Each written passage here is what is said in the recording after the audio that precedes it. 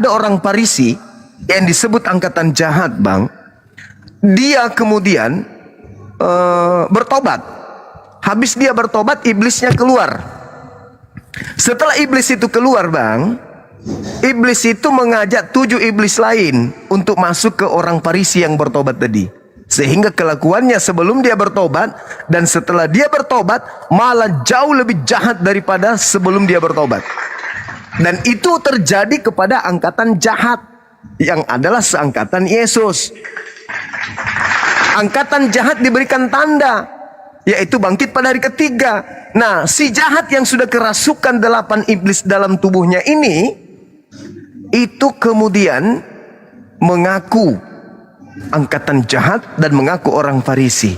Pertanyaan saya kepada saudara, siapa yang dinubuatkan Yesus di dalam Matius 43 sampai 45 tersebut? Matius 12 nomor 43 sampai 45. 12 nomor. Ketawa dulu dong. Oke, ya. Oke ya. Iya. Iya. Bentar ya. Iya.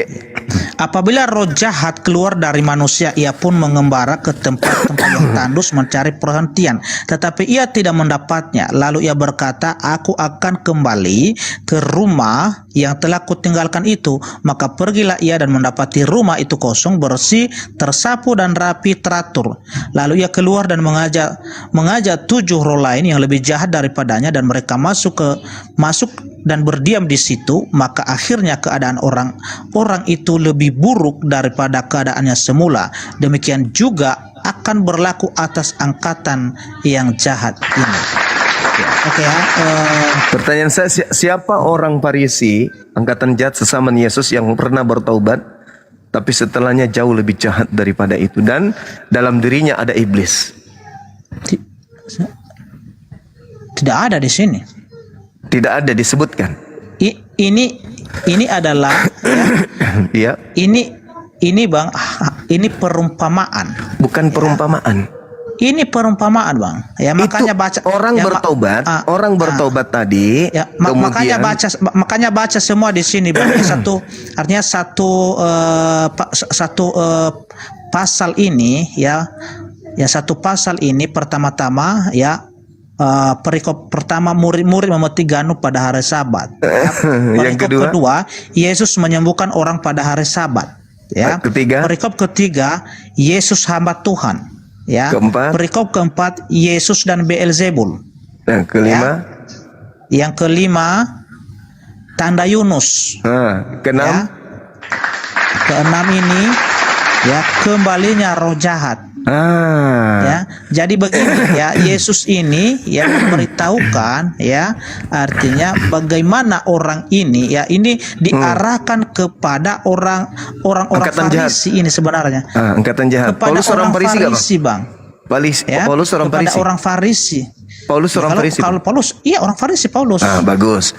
Kemudian Yesus mengatakan, Yesus dulu.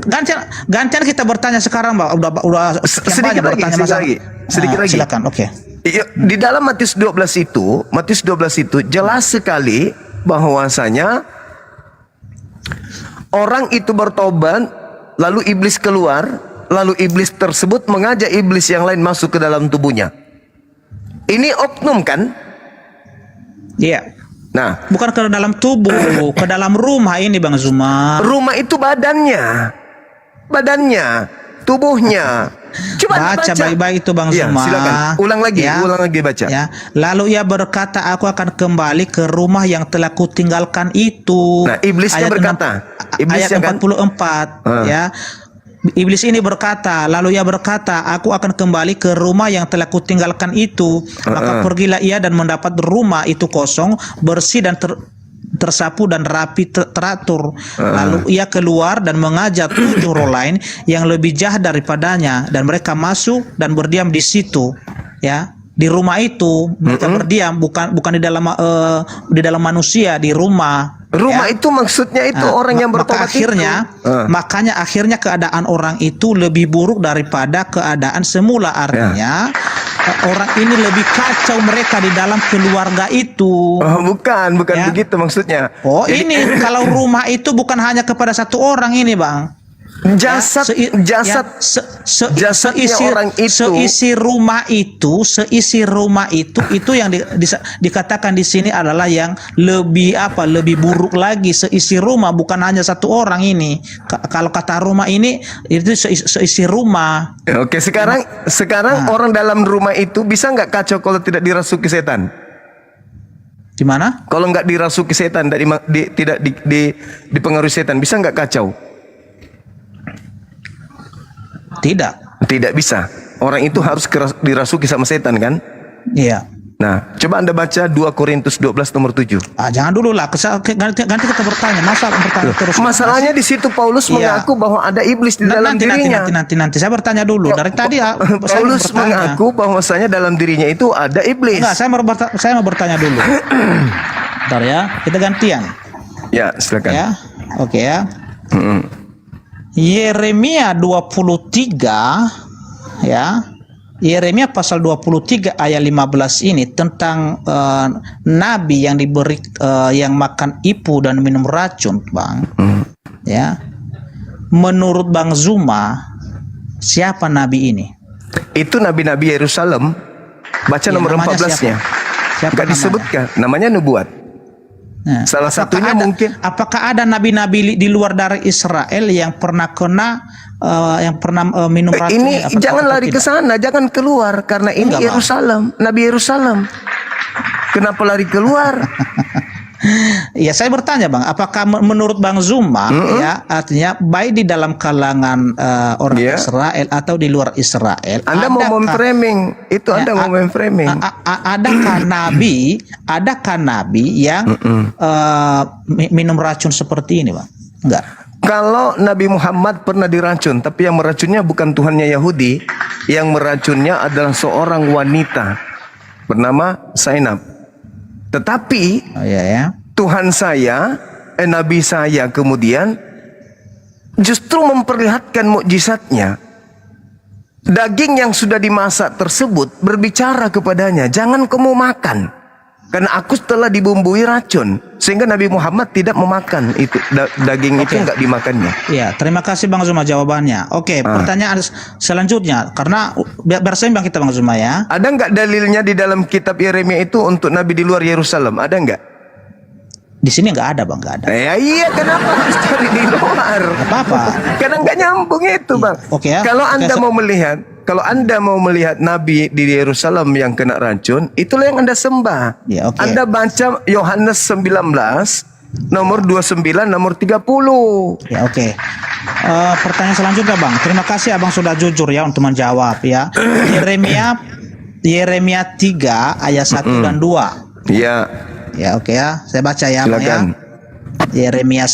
Yeremia 3. Ya, terus Bentar Bang ya. Yeremia. Semangat Ya, Pak oke. Dev. Semangat Ya, Pak oke, Dev. oke. Semangat. Ya, semangat. Ya. Firman-Nya, jika seorang menceraikan istrinya lalu perempuan itu pergi daripadanya dan menjadi istri orang lain, akan kembalikah laki-laki yang pertama kepada perempuan itu? Bukankah negeri itu sudah tetap cemar? Engkau telah berzinah dengan banyak kekasih dan mau kembali kepadaku, demikianlah firman Tuhan. Pertanyaan saya di sini Bang, ya kan? Jelas kalau di orang Israel itu kan dilarang, itu artinya kawin cerai, itu artinya kalau orang sudah kawin lalu perempuan ini meninggalkan suaminya, dan kalau mereka kembali bersatu dengan suaminya, itu artinya berzina namanya, artinya cemar negeri itu, sesuai ayat di Yeremia ini. Ada Yeremia berapa? Yeremia pasal 3 Data? ayat 1. Nggak ada ceritanya di ayat 1 kayak begitu, jangan dikarang-karang, Bang. Ini Bang, besarkan apa? Besarkan layar Iya, saya, host. silakan Anda tunjukkan. Nggak ada yang kayak gitu, Bang. Besarkan layar saya, host. Oke. Silakan Anda tunjukkan.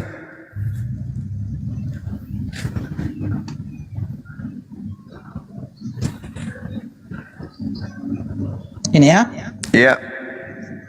Ya, ini ya. Firman-Nya, jika seseorang menceraikan istrinya, lalu perempuan itu pergi daripadanya dan menjadi Yeremia istri 3 kan? Iya. Hah? Ini. Enggak. Ini Bang. Yeremia 3. Iya, Yeremia Oke. pasal 3. Oke, silakan. Nah, ini ya. Nah. Jika seseorang menceraikan istrinya, lalu perempuan itu pergi daripadanya dan menjadi istri orang lain, ya, akan kembali laki-laki yang pertama kepada perempuan itu. Bukankah negeri itu sudah tetap cemar? Engkau telah berzina dengan banyak kekasih dan mau kembali kepadaku. Demikian firman Tuhan. Ya, pertanyaan saya, Bang. Ya, adakah ya yang mengajarkan ya baik dalam kalangan Israel dan di luar Israel menghalalkan ya artinya kawin cerai ini, Bang Zuma? Kalau di Islam tidak ada dihalalkan itu menceraikan istri lalu kemudian untuk mencari suami habis itu balik lagi ke kita, itu nggak ada kaidah itu, seperti itu nggak ada. Oh, nggak ada ya? Nggak ada. Kaidah di Islam itu nggak ada. Artinya yang Anda baca di Yeremia 3 ini itu bukan berbicara mengenai tanda nabi palsu. Anda hanya mengada-ngada di situ. Itu bukan tanda nabi palsu, itu pengajaran tentang memudahkannya kemudian zina. Dan itu berbicara mengenai persinahan. Kalau di Islam, Bang, orang menikah itu bukan zina. Yang disebut zina itu adalah mereka tidak menikah. Kalau selama orang itu menikah, maka tidak disebut berzina. Ya, kalau contohnya ini kan kejadiannya kan seperti ini kan, ada seorang suami istri kan gini, kan itu ceritanya di sini. Seorang suami istri lalu ya artinya mereka ini sudah sah untuk suami istri kan begitu. Lalu perempuan ini pergi daripada laki-laki ini ya dan menjadi istri orang lain. Ya, lalu kembali lagi dia kepada laki-laki ini, ya kan? Nah, jadi terus di sini dijelaskan, bukankah negeri itu sudah tetap cemar? Engkau telah berzina dengan banyak kekasih dan mau kembali kepadaku.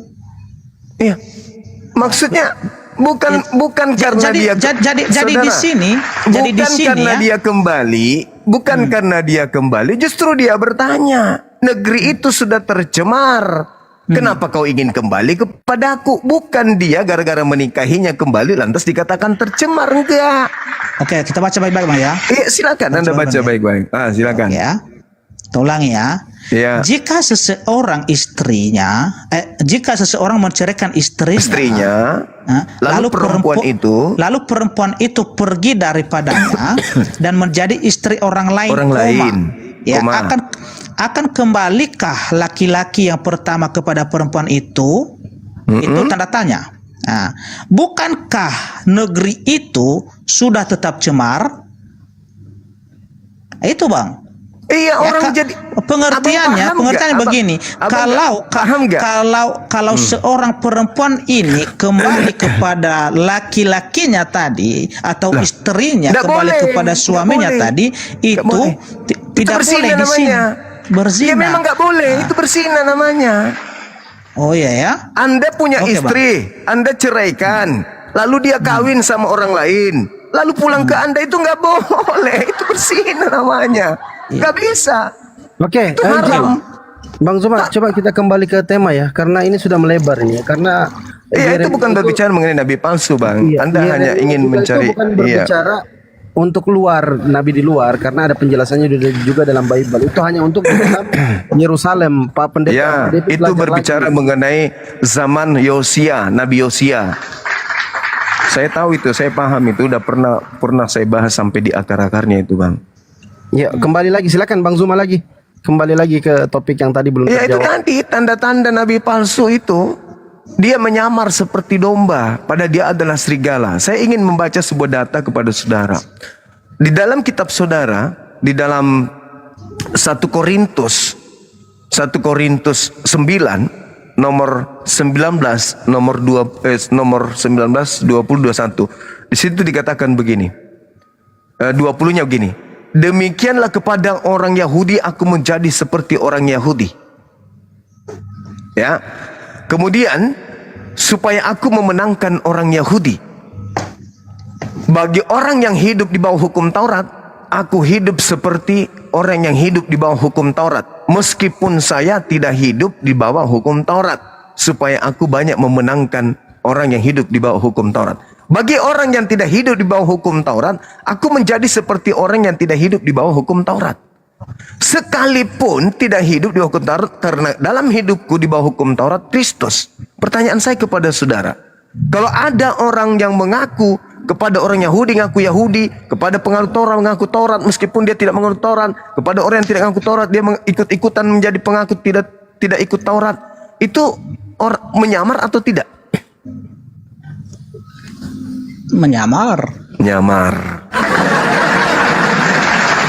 Jadi siapa yang masuk kepada orang-orang Yahudi nyamar-nyamar seperti orang penganut Taurat, padahal dia mengaku, padahal sesungguhnya aku tidak taat kepada hukum Taurat. Itu siapa itu, Bang? Yang menulis 1 Korintus 9 itu siapa? 1 Korintus berapa? 1 Korintus 9 Ayat? 20 dan 21. Oke, kita baca ya. Iya. 1 Korintus 9 pasal 9 ayat 20 dan 21. Berat paman, berat.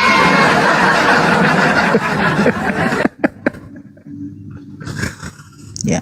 Baca, berfirman dalam hati dulu, Bang. Habis itu baru. Iya. Habis itu. Iya.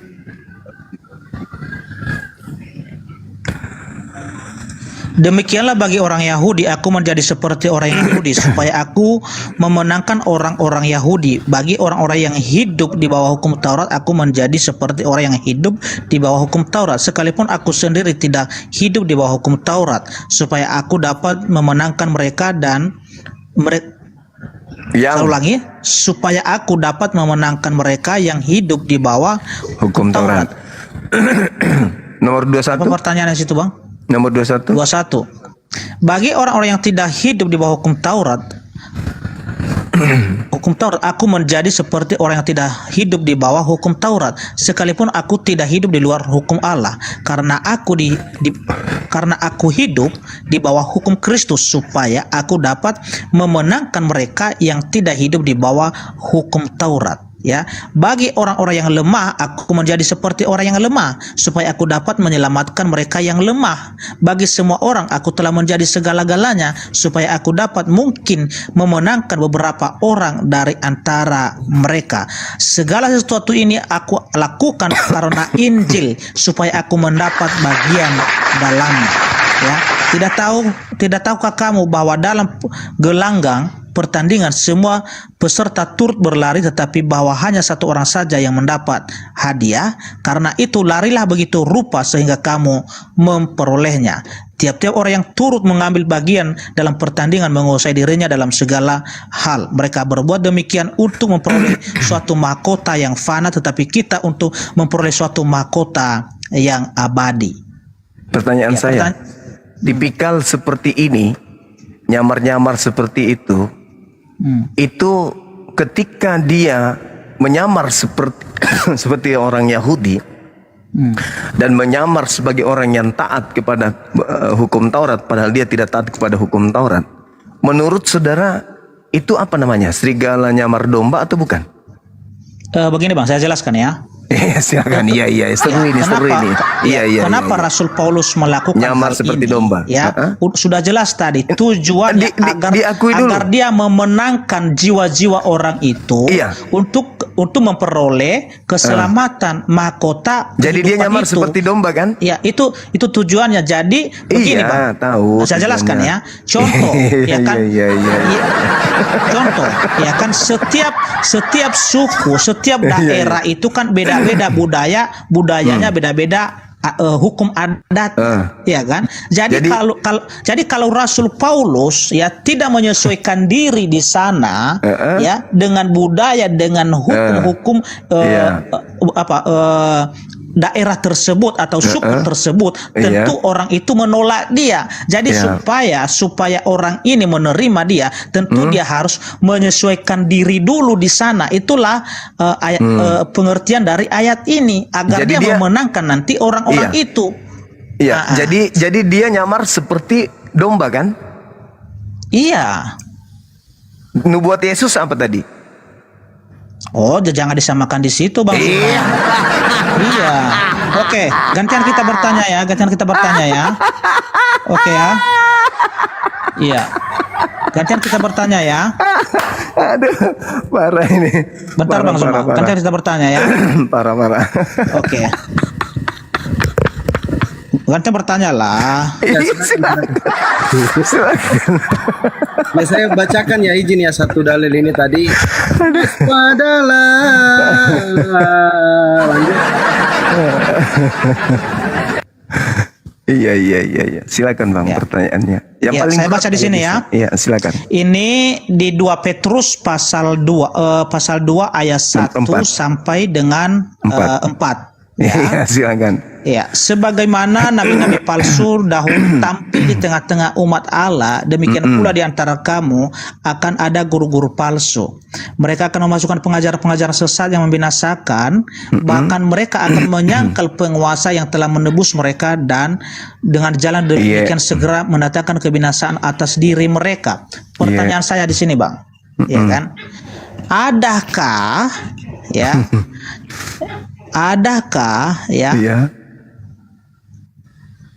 Onde-onde.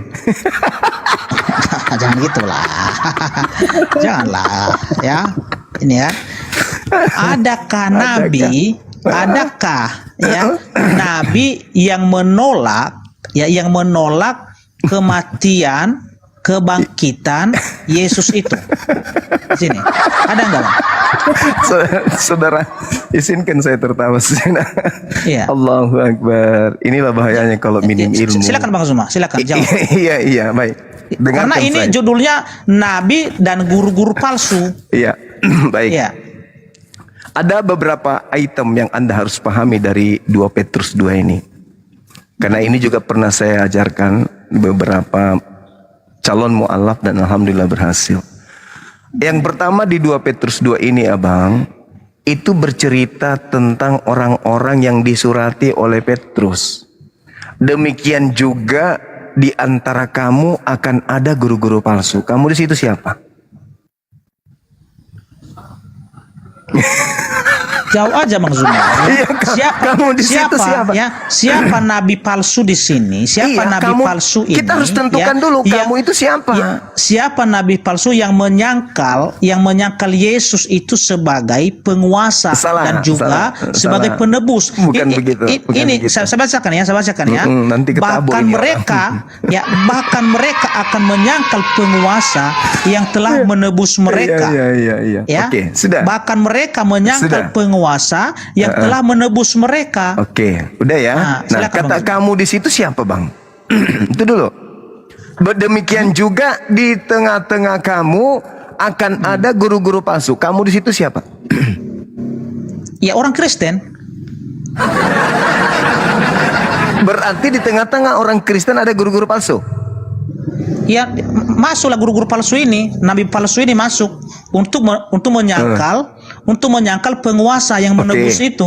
Memasukkan pengajaran-pengajaran sesat. Iya, memasukkan pengajaran sesat. Iya. Berarti dia adalah guru di tengah-tengah Kristen. Nabi palsu bukan hanya guru. Iya. Berarti nabi ini mengajarkan pengajaran sesat, memasukkan pengajaran-pengajaran sesat yang membinasakan. Iya. Betul? Oke. Berarti di tengah-tengah Kristen ya. Iya. Yang hidup pada zaman itu ya. Bukan hanya pada zaman itu, kamu ini sampai kapan ini terjadi ini Bang Zuma? Ini kamu jangan membias kemana-mana.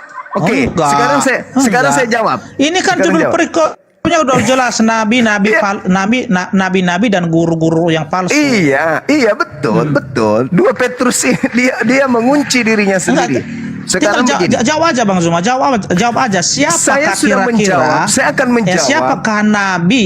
Siapa nabi yang menyangkal ya Yesus sebagai penguasa dan juga penebus? Oke, baik. Saya akan menjawab setelah saya mendapatkan data dari saudara. Yang pertama, kamu di situ Anda mengatakan orang Kristen. Di tengah-tengah orang Kristen itu akan muncul pengajar-pengajar palsu di mana orang itu mengajarkan, memasukkan ajaran-ajaran sesat di tengah-tengah orang Kristen itu. Oke? Bukan di luar Kristen, dan itu di zaman itu juga. Nah, endingnya di mana? Ketika Anda mencoba untuk melakukan penipuan dengan mengatakan menyangkal Yesus, padahal di situ tidak ada kata Yesus. Dia hanya mengatakan menyangkal penguasa yang telah menebus mereka. Siapa penebus itu? Penguasa orang Kristen siapa Bang Zuma? Penguasa, menyangkal penguasa Tuhan. Penguasa ya Tuhan orang Kristen siapa? Tuhan orang Kristen siapa? Oke, Anda mengatakan Yesus. Oke. Yang menebus orang Kristen siapa? Anda mengatakan Yesus. Tapi Anda keliru. Silakan sekarang Anda buka Yesaya 63 nomor 9. Jangan lari ke situ. Ini Jangan lari ke situ. Yang kita bahas ini yang kita bahas ini adalah surat Petrus. Anda Surat memberikan Petrus izin saya. Iya, Petrus orang Yahudi. Bukan kepada Yesaya. Petrus orang Yahudi?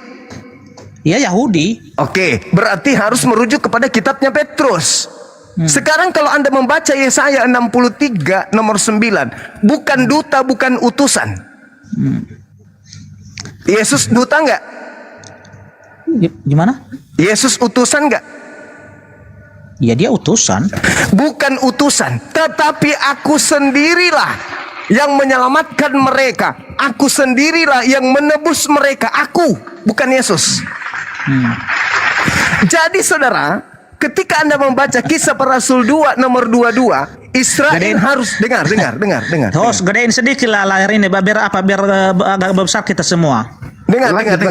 Anda baca di dalam Lukas Kisah Para Rasul 2 nomor 22. Apa yang diterangkan di sana? Orang Israel harus tahu yang kumaksud adalah Yesus Kristus yang telah ditentukan untuk menjadi seorang perantara. Kenapa melebar kemana-mana Bang Zuma? Tunggu Ini dulu, pertanyaan saya tadi saya meluruskan. Pertanyaan saya siapa nabi yang menyangkal penguasa dan penebus? Siapa nabi itu? Paulus, yang dimaksud di situ Paulus. Oh, nggak ada Paulus, bahkan Paulus mengajarkan. Makanya izinkan saya berbicara. Kan Anda bertanya, berarti sesi saya menjawab kan? Nanti Anda sanggah. Oke. Jadi di dalam kitabnya orang Yahudi, Yesaya 63 nomor 9 jelas dikatakan, bukan duta, bukan utusan. Anda sudah salah di situ dengan mengatakan penebus itu Yesus. Tetapi aku sendirilah, dia sendirilah yang menyelamatkan mereka. Dia sendirilah yang menebus mereka dalam kasihnya dan belas kasihnya. Dia itu siapa? Elohim, Tuhannya Yahudi. Apa buktinya? Ucapan Yesaya 63 nomor 9 ini saya buktikan di Kisah Para Rasul 2 nomor 22. Dengarkan baik-baik. Orang Israel harus tahu. Anda bukan orang Israel kan? Orang Israel harus tahu. Yang kumaksud adalah Yesus Kristus, yang adalah orang yang terpilih oleh Tuhan, yang ditentukan oleh Tuhan untuk melakukan mukjizat, tanda-tanda, kekuatan yang dilakukan oleh Elohim melalui perantaraan Yesus. Seperti yang engkau tahu. Jadi yang penebus di dalam 2 Petrus 2 itu bukan Yesus, tapi Elohim. Contoh, Bang ya, contoh. Saya kasih contoh. Keluaran Matius 26 ayat 27 ya. Yohanes 1 ayat 18 Bang Zuma, Yohanes 1 ayat 29 ya. Yohanes 3 ayat 16. Di situ Yesus yang menjadi penebus. Oke. Ya. Oke, silakan. Tapi izinkan saya bertanya boleh? Oh, janganlah, jawab dulu pertanyaan saya. Belum. Oke, saya akan menjawab, tapi saya minta data dari Anda supaya saya jelaskan. Keluaran 29. Silakan jawab dulu. Oke. Siapakah Iya, saya jawab. nabi? Saya jawab. Siapa nabi Saya yang jawab. menyangkal penguasa Satu-satunya nabi, yang bernama Yesus dan satu-satunya nabi. penebus? Enggak, Anda menipu, Anda menipu. Anda sudah enggak sehat diskusi. Sekarang begini. Keluaran 29 nomor 14. Ambillah sapi itu, dagingnya, kulitnya, taiknya, bakarlah di luar kemah. Itulah korban penebus. Gak ada kaitannya di situ, Bang Zuma. Nggak menjawab pertanyaan saya. Jangan melebar kemana-mana. Sabar dulu. Itulah korban penebus salah. Yang menebus orang Yahudi di situ siapa? Kutanya dulu. Kenapa melebar kemana-mana ini? Yang menebus orang Gimana Yahudi. ini, Hos?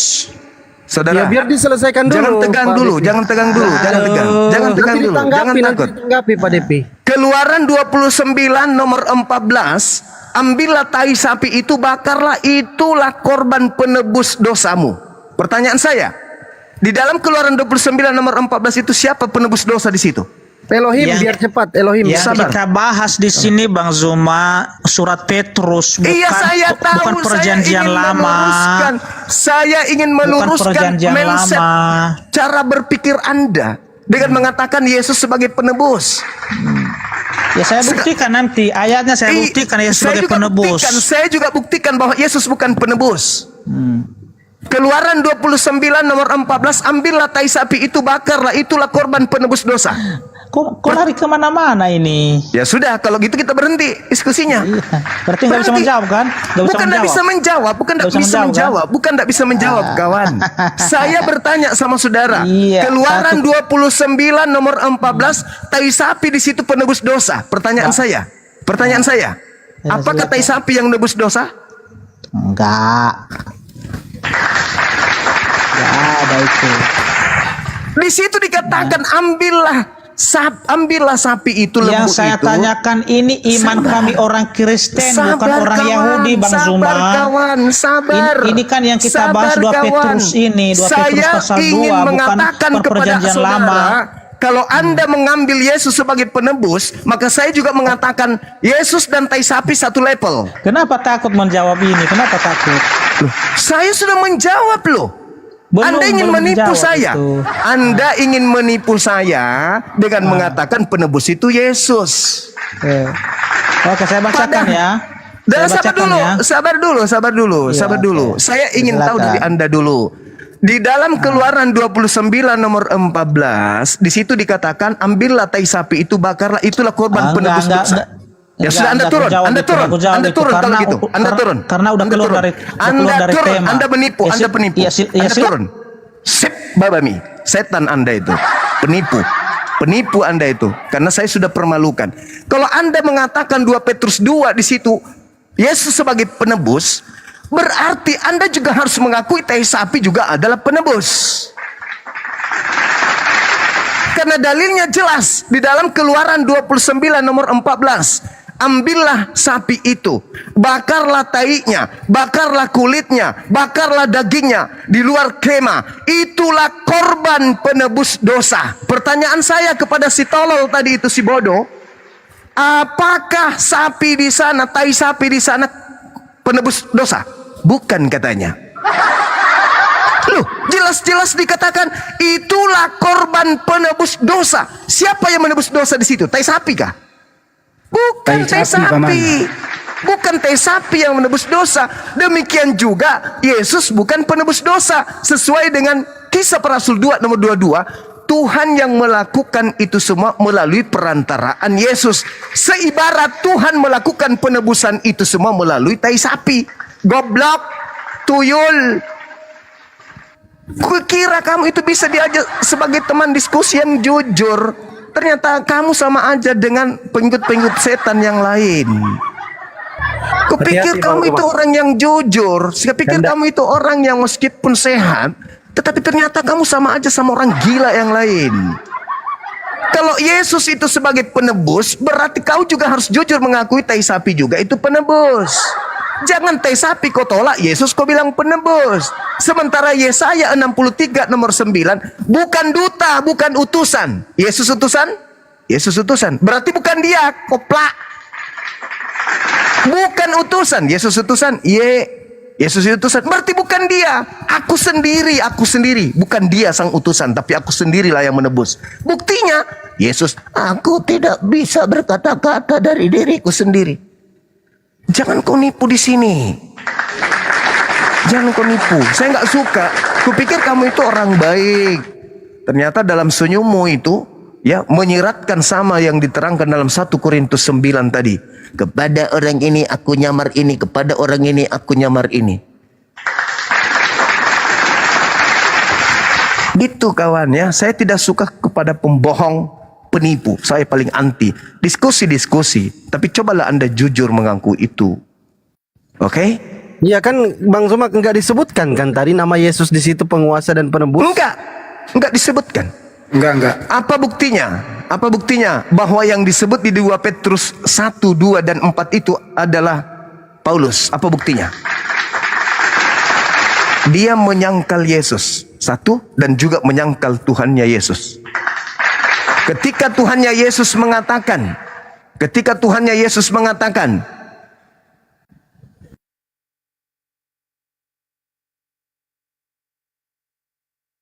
Kena Bang Zuma. Waduh. Iya karena ini banyak kata-kata yang ini tadi agak marah Bang Zuma tadi.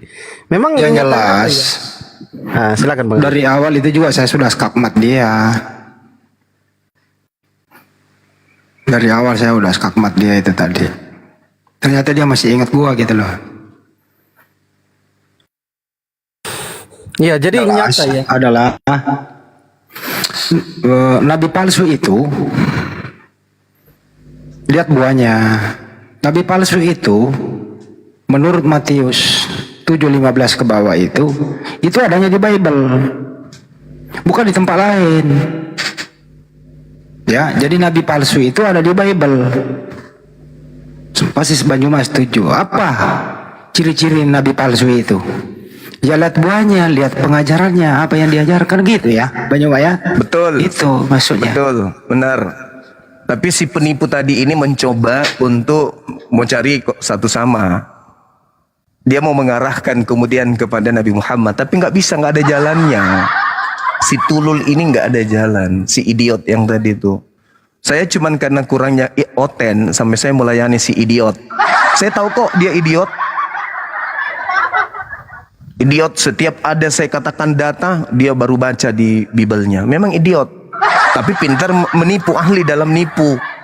Ahli dalam menyesatkan. Gitu. Nggak bisa kamu mau membodoh-bodoh saya. Saya paling anti sama orang yang bahlul. Asal Anda tahu, apalagi yang pura-pura bahlul. Enggak Bang Zuma. Iya. Tadi Yeremia yang dia bacakan itu kan semua itu berbicara tentang Yerusalem. Itu aku baca Ya. juga itu Bang Zuma. Sudah aku katakan itu berbicara Yerusalem. Saya bukan orang awam dalam Bible. Aku bilang jangan ragukan pengetahuan saya tentang kitabnya orang Kristen. Saya nggak turun menginfakkan nyawa saya kalau saya sudah tidak menguasai Bible dulu baru saya turun. Saya tanggalkan semuanya. Mempelajari Bible berpuluh tahun supaya kalian tercerahkan. Coba Anda nilai keadaan yang tadi itu. 2 Petrus 2 itu tidak bercerita tentang Yesus, tapi Anda memahaminya Yesus. Kenapa? Karena Anda ingin Yesus itu menjadi Tuhan saudara. Padahal kaidah pengajaran Yesus tidak bisa lepas dari pengajaran perjanjian lama. Itulah kenapa ada kitabnya orang Yahudi kalian ambil. Hanya kalau nubuat ambil.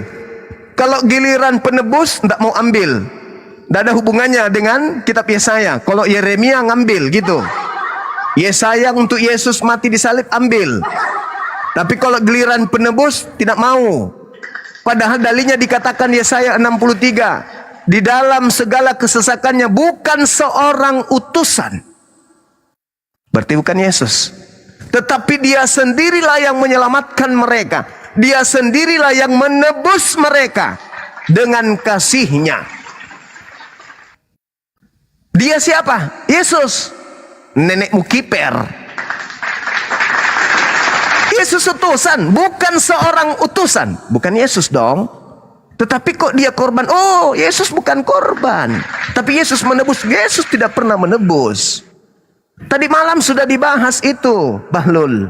Sudah dibahas semalam itu. Bahwa yang kau sembah, yang kau anggap Kristus itu adalah Sibilisisis yang keluar dari kubur. Semalam itu sudah gugur, artinya malam ini juga harus gugur. Jangan kau kembalikan lagi bahwa yang menjadi penebus itu adalah si kucluk yang kau katakan mati terkutuk itu. Jangan. Kupikir berjenjang diskusi kita ini supaya kau berilmu, tapi cuman kayak begini percuma. Untuk apa kau hadapi saya, orang yang paling ditakuti Edis, tapi caramu begitu berdiskusi. Tidak begitu caranya orang memberikan edukasi, itu harus jujur, saudara. Di situ di Yesaya 63 Yesaya 63 dan 9. Dalam segala kesesakan Bani Israel, bukan duta, bukan utusan. Dengan kata lain, bukan Yesus. Tetapi dia sendirilah Sang Elohim yang telah menyelamatkan mereka, yang telah menebus mereka dengan kasih dan belas kasih-Nya. Nah, bagaimana kedudukan Yesus terkait dalil ini? Aku, Yesus, tidak dapat berbuat apa-apa dari diriku sendiri.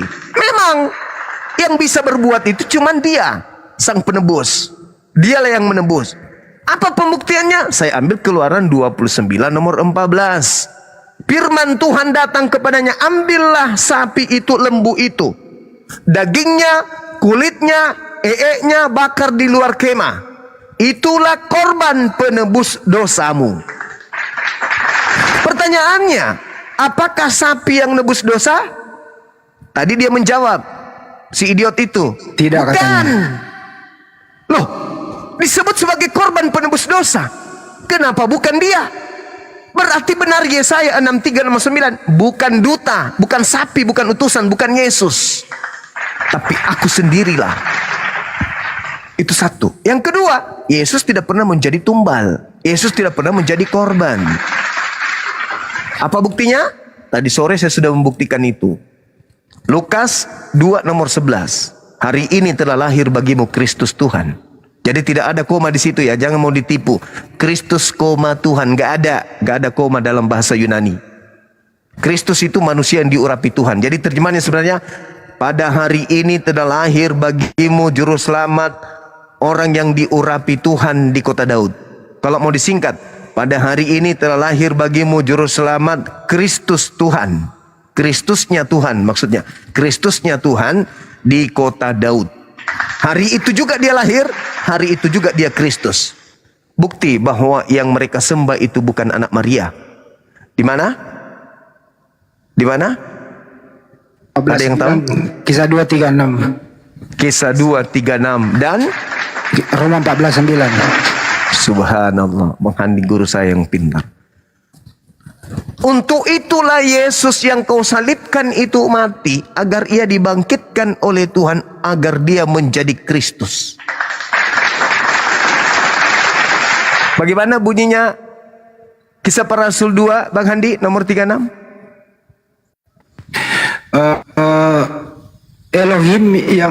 Elohim membuat Yesus yang kau salibkan itu menjadi Kristus.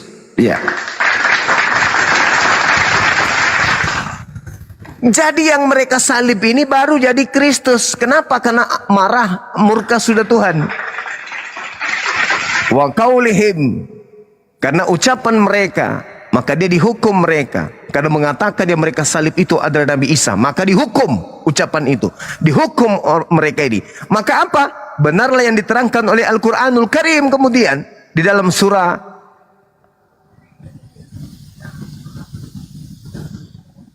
Al-Araf ayat 27 dan ayat 30. Bagaimana di situ diterangkan bahwa Tuhan menjadikan iblis sebagai sembahan bagi mereka. Sama. Tuhan mengangkat yang mereka salib untuk menjadi Tuhan bagi mereka. Sama dengan Al-Quran. Begitu saudara ya. Jadi tolonglah diskusi itu yang jujur. Jangan cakupannya nipu, nyesat. Sama seperti yang ada di 1 Korintus 9 itu. Jangan kayak gitu. Nggak suka. Karena kita ini tujuannya bukan kalah menang. Tujuan kita ini, kalau kita sudah diundang seperti ini, berarti kita hargai undangan itu. Artinya tujuan kita adalah memberikan edukasi kepada anak bangsa, bukan untuk kalah menang. Begitu saudara ya. Jadi maafkan saya, saudara siapa namanya, Levi, saya katakan Anda idiot. Anda belum layak untuk berdiskusi dengan saya. Panggil Estra Soru atau pendeta yang ada telalatnya, siapa namanya itu? Yang ada telalat di burungnya tuh, siapa namanya? Joshua Tewu. Panggil Joshua Tewu dengan Estra Soru. Dua langsung hadapi saya kalau berani. Kalau mereka berani. Tapi bawa akal. Jangan seperti pengakuan si Joshua Tewu itu gini. Pokoknya memang bodoh. Pokoknya Tritunggal itu apapun, katakan saja. Yang penting Tritunggal itu benar. Anggap saja apapun kau katakan, yang penting Tritunggal itu benar. Nah, itu orang sinting namanya itu. Orang gila itu. Sudah gila itu yang kayak gitu-gitu ya. Izin, Jadi jangan Bang Zuma. Iya, silakan. Dikit, karena tadi ada yang lucu nih. Iya. Mau menyerang tapi tidak kesampaian. Tidak sampai tadi. Lanjut Bang Zuma. Yang jelas Iya, ini memang- Pak Joma, kalau Iya, saya silakan. sebagai pendengar yang baik sesuai topik, dia tidak berani menyebut siapa nabi palsu yang ada di Bible. Mestinya dia jawab itu. Jangan nyebrang di luar Bible. Karena di Iya. situ waspadalah terhadap nabi palsu yang datang Kepadamu. Nah, 2 Petrus juga begitu, Bang Andi. Iya. Makanya tadi dia terjebak. Siapa kamu di situ? Kristen. Berarti di tengah-tengah Kristen itu ada pengajar palsu yang memasukkan ajaran palsu. Siapa itu? Itulah yang diterangkan di dalam 1 Yohanes 2 nomor 18 nomor 19. Di tengah-tengah kita berasal antikristus. Memang dia sungguh benar-benar dari kita, tetapi dia tidak sungguh-sungguh berasal dari kita. Kemudian 2 Yohanes 1 nomor 7. Apa yang dikatakan di sana? Siapakah penyesat itu? Siapakah nabi palsu itu? Bukankah dia yang pergi ke seluruh dunia yang tidak mengaku Yesus Kristus adalah manusia? Nah, Paulus mengatakan dalam Galatia 1 nomor 1, Yesus bukan manusia. Berarti tergenapi kan? Begitu saudara. Sayangnya kalian tidak mau jujur. Oke, sekarang kalau ada yang mau jujur, siapakah nabi palsu itu yang ada di Matius 7:15 sampai ke bawah yang datang kepadamu? Paulus. Ini ada Karena- Kristen di sini nih, ada yang murtad kayaknya Iya, nih katanya. selamat malam, yuk kita bahas dulu. Saya bisa buktikan Muhammad nabi palsu dari Al-Quran di dalam surah Wah, si haleluya ini mah. dibisuka. Gak ada ilmu. Dibisuka. Turunin ini babi ngepet, aku gak pernah satu Tidak ada diterangkan nabi palsu di Al-Quran, Dek. Enggak ada, Dek. Gak ada. Enggak ada Kalau nabi gini palsu loh. diterangkan di Al-Quran, Dek. Kalau Nabi Muhammad Anda katakan nabi palsu, ya pendiri republik ini yang mengutip dari Al-Quran palsu semua dong. Indonesia merdeka dengan kepalsuan. Pembukaan Undang-Undang Dasar 1945 alinea ketiga berkat rahmat Allah palsu dong. Yang Indonesia merdeka palsu dong. Berani lo bilang palsu begitu? Keluar dari Indonesia kau. Masih mau kau datang besok? Oke, Iya, kita sapa. jadi tidak ada di dalam Jadi tidak ada di dalam Al-Quran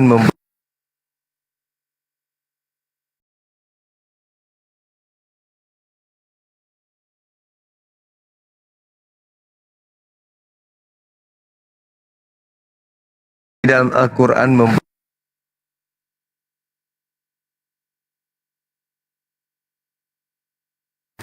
Wah, kena lagi akun coy.